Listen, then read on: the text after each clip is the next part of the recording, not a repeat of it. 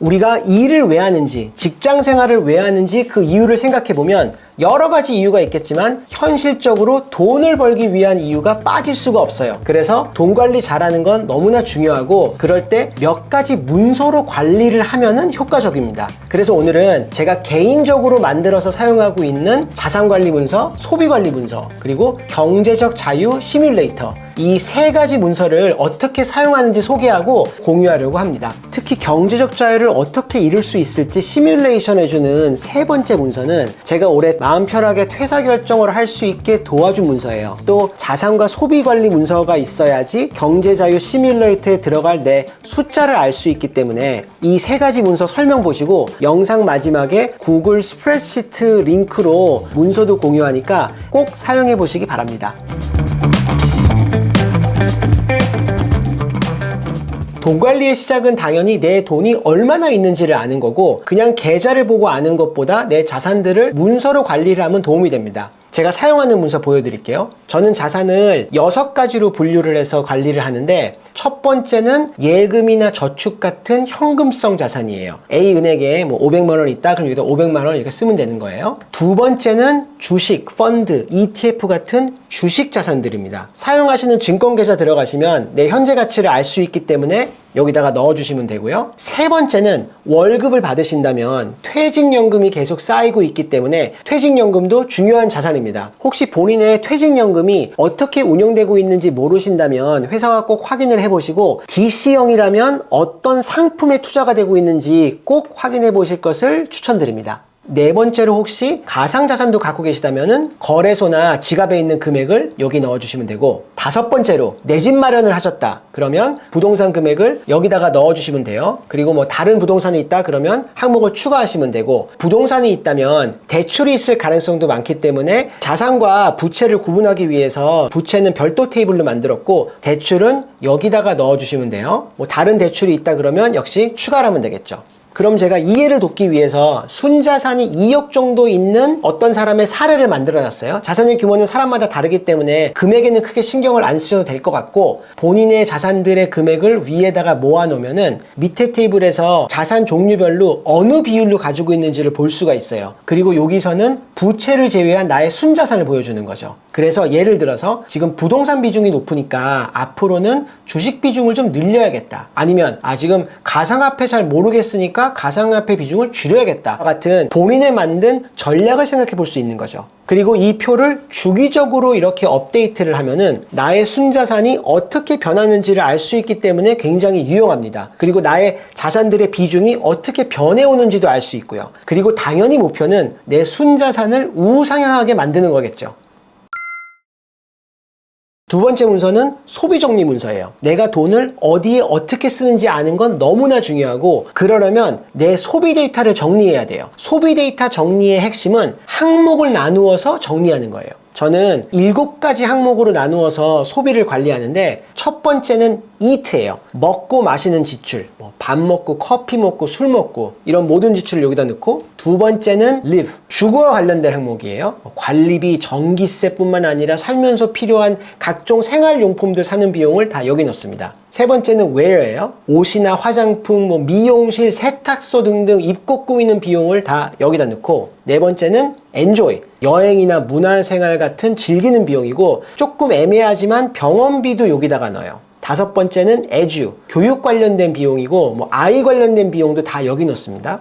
여섯 번째는 ride. 대중교통, 주유소, 자동차 보험 같은 교통 관련된 항목들을 여기다가 넣어요. 그리고 위에 들어가기 애매한 일회성 비용들은 7번째 기타에다가 넣습니다. 이거는 제가 쓰는 분류니까 여러분들에 맞는 분류를 만드시면 될 것 같고 평소에 가계부 프로그램을 쓰면서 돈을 쓸 때마다 항목을 지정해 주면은 매달 혹은 매년 내가 각 항목에 얼마를 썼는지 알기가 편해요. 빅데이터가 쌓여야지 소비 분석이 가능합니다. 역시 제가 이해를 돕기 위해서 사례를 하나 만들었어요. 금액에는 큰 신경을 쓰지 마시고 이 정도 분석이 되면은 내가 혹은 내 가족이 매년 필요한 예산이 어느 정도이고 비용을 줄이고 싶다면은 어디서 줄일 수 있는지를 분석할 수 있습니다. 그리고 이렇게 주기적으로 관리를 하면은 내 소비가 매년 어떻게 변하는지를 알 수도 있겠죠? 그리고 당연히 앞서 정리한 자산이 늘어나는 곡선의 기울기보다 소비가 늘어나는 곡선의 기울기가 더 높으면 안 되겠죠?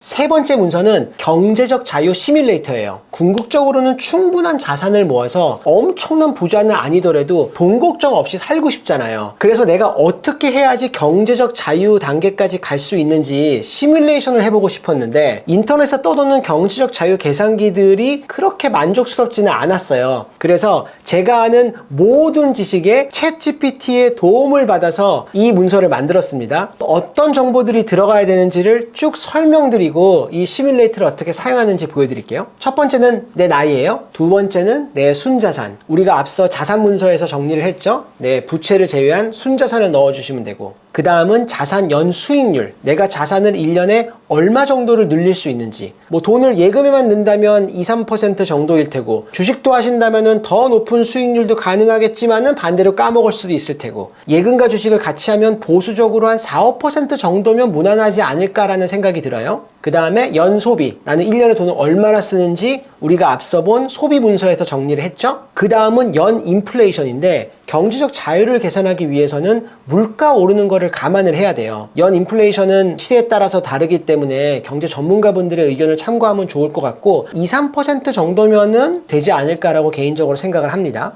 그 다음은 연수입. 내가 1년에 돈을 얼마나 버는지. 그 다음은 내 연수입의 증가율. 웬만한 직장인이라면 수입이 나이가 들면서 증가하기 때문에 그 증가율을 넣으시면 되는데, 일반화하기는 어렵겠죠. 참고로 한국의 올해 연봉 평균 인상률이 4.6%라고 합니다. 그 다음에 은퇴 나이. 내가 계획하는 내 은퇴 나이겠죠. 그 다음에 소비 감소 나이와 소비 감소 비율은 연소비가 인플레이션으로 매년 증가를 하는 게 이 모델이라고요. 근데 나이가 더 들면은 소비가 덜 활발할 것 같아서 그걸 반영을 하고 싶었어요. 그래서 예를 들어서 소비 감소 나이에 70을 넣고 소비 감소 비율을 20을 넣으면은 나는 70살에 내 소비는 20%가 감소한다고 반영을 하는 거예요. 이게 완벽하진 않지만 노년의 소비 감소를 어느 정도 반영해 준다고 생각을 하고, 이게 공감되지 않으신다면 여기 비워두시면 돼요. 그 다음에는 우리가 앞서 말한 대로 퇴직연금이 계속 쌓이면은 55세부터 연금으로 받을 수가 있다고요. 1년에 나는 퇴직연금을 얼마나 받을지 이거는 계산해주는 계산기들이 인터넷에 많이 있거든요. 그래서 그걸로 예상 금액을 넣으시면 됩니다. 그리고 이 모델에서는 85세까지 30년 동안 퇴직연금을 받는다고 가정을 했어요. 그리고 살다 보면 경기 침체가 한 번씩 와서 자산 가치가 훅 떨어진다고요. 2022년에도 이걸 경험했고, 조금 나이가 있으신 분들은 2008년에도 경험했잖아요. 그래서 이걸 감안하고 싶어서 내가 생각하기에 경기 침체가 얼마나 자주 오고 그때마다 내 자산이 얼마나 하락할지를 넣어놓는 거예요. 그래서 예를 들어서 경기 침체가 6년에 한 번씩 오고 그때마다 10%가 하락한다면 이렇게 넣어주면 됩니다. 이걸 당연히 예상할 수는 없지만은 최악의 상황을 시뮬레이션 해보는 거죠. 자, 그럼 제가 사례로 숫자를 한번 넣어봤어요. 한 35세에 연 6천 정도 버는 어떤 분의 숫자를 제가 임의로 넣어봤습니다. 여기 보이시는 요 세 개의 아름다운 수식이 합쳐져서 나는 몇 살까지 돈 걱정을 안 하고 살 수 있는지를 계산해 주는 거예요. 그래서 이분의 경우를 보면은 쭉 내려가서 88세까지는 돈 걱정을 안 하고 내 소비를 유지할 수가 있습니다. 여기는 인플레이션이 반영된 연소비가 쭉 나오고, 우리 앞서 얘기한 70살에 20% 소비가 준다고 해서 70살에 소비가 줄었죠. 그리고 내 수입이 어떻게 증가하는지, 퇴직연금은 여기 안 나옵니다. 그리고 그 모든 게 합쳐져서 요 자산 컬럼에 내가 몇 살까지 돈이 남아있는지가 계산되는 거죠. 자, 그러면 이제 우리가 숫자를 바꿔가면서 시뮬레이션 해볼 수 있죠. 인플레이션 2%는 너무 보수적이야. 3%는 돼야지. 라고 바꿔보면은 77세가 되면 돈이 바닥나요. 자, 그러면 은퇴를 65세 하면 어떻게 되지? 86세까지는 괜찮아요. 침체 주기 6년은 좀 너무 빡세다. 한 8년 정도로 옮겨보면은, 그러면 89세까지. 이런 식으로 내가 숫자를 바꿔가면서 내 자산이 어떻게 변하는지를 알 수 있는 시뮬레이션이에요.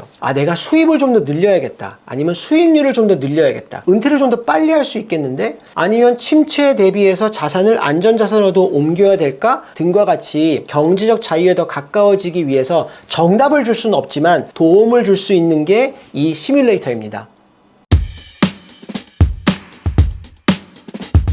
오늘 소개하고 싶은 아이템은 돈 관리 얘기를 했으니 제가 오랫동안 사용해온 네이버 가계부예요. 제가 구글에서 오래 일해서 네이버 제품들을 그렇게 많이 안 써요. 근데 한국에서 가계부는 네이버 가계부가 좋더라고요. 아이폰 버전은 없는 걸로 알고 있어요, 앱이. 제가 좋아하는 버전은 노트북에서 브라우저로 들어가는 네이버 가계부예요. 앞서 말한 소비 항목 분류하기도 좋고 월, 연 단위로 분석도 굉장히 깔끔하게 해줍니다. 오늘 위키피디아에서는 3가지 자산관리 문서에 대해서 이야기를 했습니다. 영상 밑에 구글독 링크로 문서를 공유했습니다. 링크로 가셔서 사본으로 저장 후에 사용하시면 됩니다. 비전문가인 제가 개인적으로 만들어서 사용하는 문서이니 여러분들이 여러분들에 맞게 수정하고 업그레이드 하셔서 사용하셔서 모두 부자 되셨으면 좋겠습니다. 여기까지 보셨으면 구독, 좋아요 아시죠? 저는 그럼 다음 시간에 또 뵙겠습니다. 감사합니다.